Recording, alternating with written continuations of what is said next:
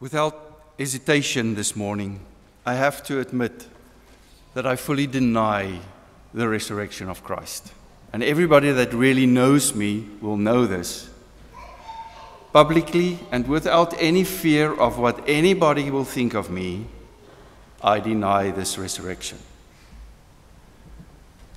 I deny the resurrection of Christ every time that I do not serve at the feet of the oppressed.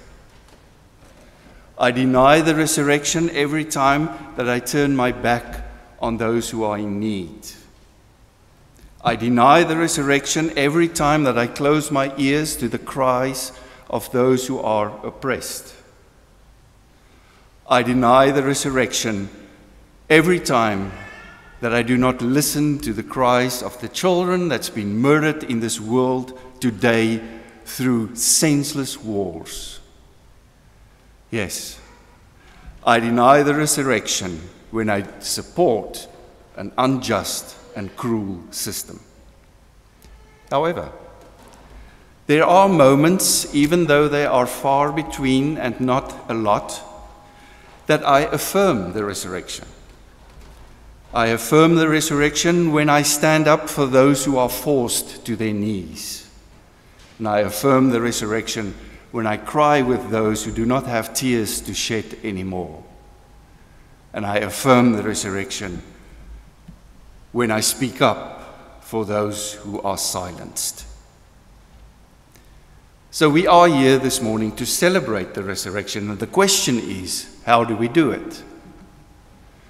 Has the resurrection just became a magic trick of God through his Son, Jesus Christ? Or has the resurrection just became to you as somebody that stands on the sideline applauding? What should the resurrection then be if it is not this? Why is it that churchgoers and Christians across the world, their lives has not been transformed by the knowledge of this resurrection? What went wrong? What is wrong? And what can we do about it? Certainly, there's a lot of doubts. There's a lot of doubts of what happened on that fateful weekend. There's a lot of doubts of what does that experience mean to me as a Christian today. There's a lot of doubts, and we are going to look into these doubts this morning because any true faith can stand and withstand deep questions and doubt. If your faith cannot stand doubt, it is not faith. If your faith hides from deep and urgent questions, then it's not faith. And as our faith needs to mature and grow and become a full faith in our lives, then it is the time to ask these deep and urgent questions about something like the resurrection. So here we go. In the liturgy of the United Church of Canada, we follow a lectionary which divides the Bible roughly into three. And every year we read a certain piece, and then we move on in year 2, and then we move on in year 3, and over the extent of the 3 years we try to cover the whole Bible. But the downside of that is that this year we read, as we read this morning, from the Gospel of John. And we read what he wrote about the crucifixion and the resurrection. And next year, when we come into the next liturgical year, we read, for instance, from Matthew. And we totally forgot what John said because then we only focus on Matthew. And then the story becomes quite easy. Oh, John said this or Matthew said that. But we never get to the point where we put the Gospels next to each other. Because when we do that, there's a problem. There's a problem around the accuracy of what the Gospels tells us. There's a problem of what the experiences are from many people that is involved in this weekend that happened during the Passover 2,000 years ago. There's a problem all over the place. And this is what we're going to look into this morning. honest questions about this gospel that we believe in. They took him that night and they trialed him. Justice Haim Cohen, a prominent contemporary Jewish scholar within the Jewish faith and law, gives us some information about the customs and the law of the time when Jesus was trialed. And he said, if you take the customs in the law, which the Pharisees would have defended with their lives because they are well known for following the law to the letter, then the trial was impossible because the Sanhedrin was not allowed to trial anybody outside of the temple and the courtyard. And here they are in the Gospels, trialing Jesus Christ within the house of the high priest. Impossible. Can't happen. No trial was allowed on the eve or during any festival within the religion of the Jewish faith. This was the Pesach, or the Passover. They couldn't have trialed him because it was not allowed according to the law. No trial any time in Jerusalem according to the law and custom of the day can take place after dark. It has to be in daylight. All of this shows us that there's a problem to begin with the trial of Jesus Christ. And it doesn't stop there, sadly. They went on and they accused him of blasphemy, which is impossible. You can only blaspheme according to the law and the custom of the time if you spoke the tetragrammaton. The tetragrammaton is the unspeakable name of God, and it can only be spoken once a year in the holiest of holy in the temple and only by the high priest. Jesus never did that, so the accusation was false. They had to have 2 witnesses to find him guilty, which they didn't have. All of that, and yet we say he was trialed and then taken to the cross.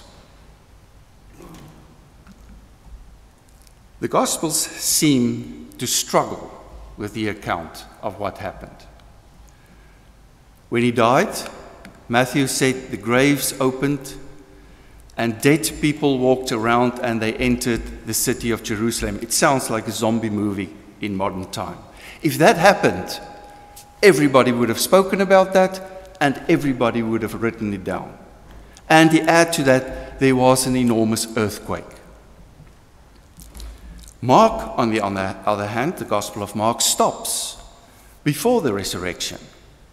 He doesn't say anything about it. I know if you read your Gospel of Mark in the English Bible, there is something about the resurrection.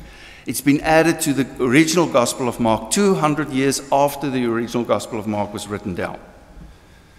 It's an account by a total different author in a total different style and a total different language, added to bring Mark up to scratch with Matthew, Luke, and John.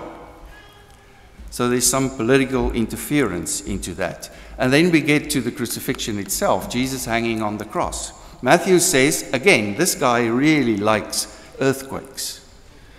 You know, there was an earthquake and then Jesus said the words, Eli, Eli, lama sabachthani, which we looked at on Friday, which we translate with, my God, why have you forsaken me? Wrong. It's my God, this is my destiny. That's the Aramaic words. Eli, Eli, lama sabachthani. If it was forsaken me, it would have been Eli, Eli, lama ta'atani. Luke, last words on the cross, unto thy hands I commend my spirit.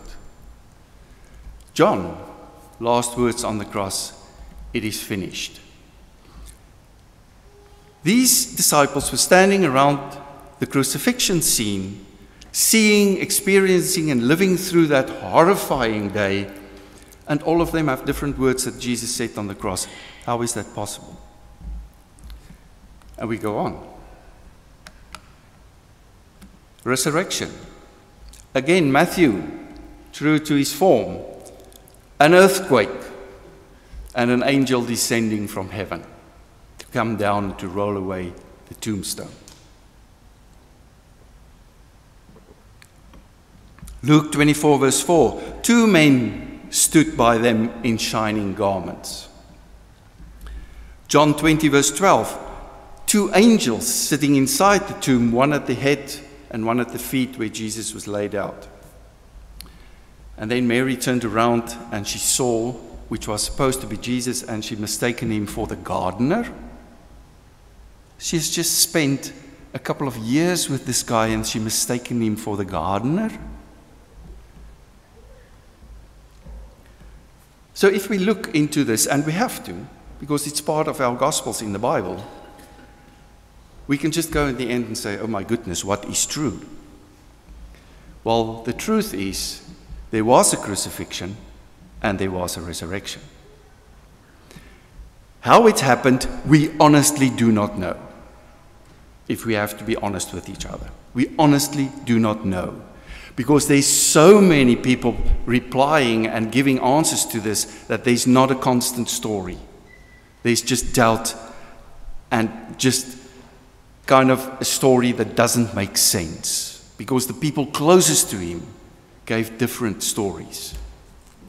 So it doesn't matter how it happened that the crucifixion happened. That's the important part. And it doesn't matter how the resurrection happened, that there was some kind of experience after the crucifixion to the followers of Jesus. That's the important part, and that is what we need to focus on and look at. We have to have clear and proper thinking when we do this. And we have to have honesty when we look at our scriptures and at our faith.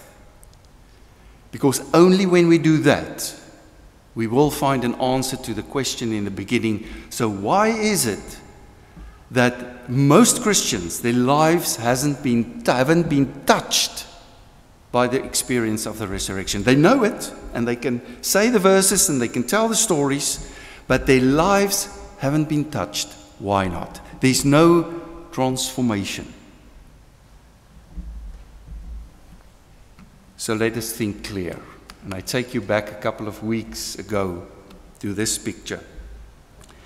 It is Ayanus Kalesi. Now, Kalesi means temple. It's the Ayanus temple at Lake Vaughan in modern-day Turkey. Archaeologically, it was discovered and reopened and cleaned up, and we can see a temple more than 12,000 years old. It dates back pre the deluge, because it was covered by the residue of the deluge. So they covered it up, uncovered it, opened it up, and they say, look at what we have. And on there, in the middle top, in the circle, the oldest cross that humans have today in the history of our history. It dates back to 12,000 years and even older, because we do not know how long the temple existed. We only know when it was covered up, and that was 12,000 years ago. And it was kept for us to look at. There was 3 crosses at the top, and between the crosses, the symbols of the God of the time handing these crosses to everybody that's coming into this temple. And why haven't we been speaking about this for years and years and years? Because this is the stuff that faith is made of. The truth that archaeologically give us. It's a science. It gives to us this. And then we took that cross throughout history and we depicted it in this form. Now this is the cross, how it looked at that time, and this is also the cross of the Knights Templar.